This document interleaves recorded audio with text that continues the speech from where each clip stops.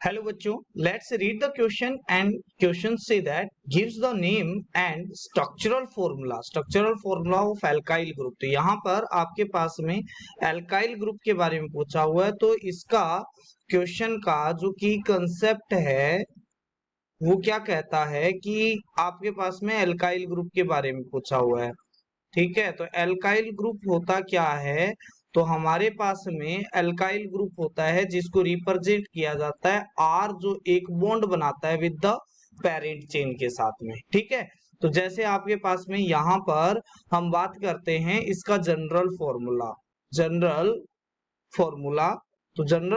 होता है इसका CnH2n+1।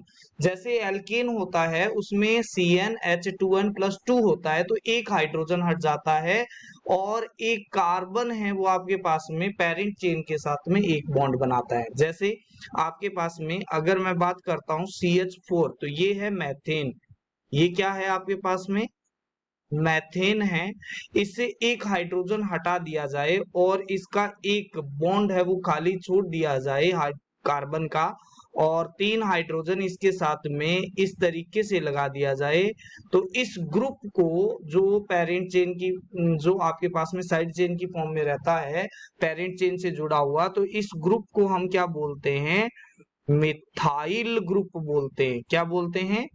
मिथाइल ग्रुप बोलते हैं। ठीक है, इसी तरीके से आपके पास में अगर मैं बात करता हूं कि आपके पास में 2 कार्बन वाले एल्काइल ग्रुप की, तो यहां पर आपके पास में इस तरीके से एक वैलेंसी आपके पास में रहती है, तो इसको बोलते हैं इथाइल ग्रुप।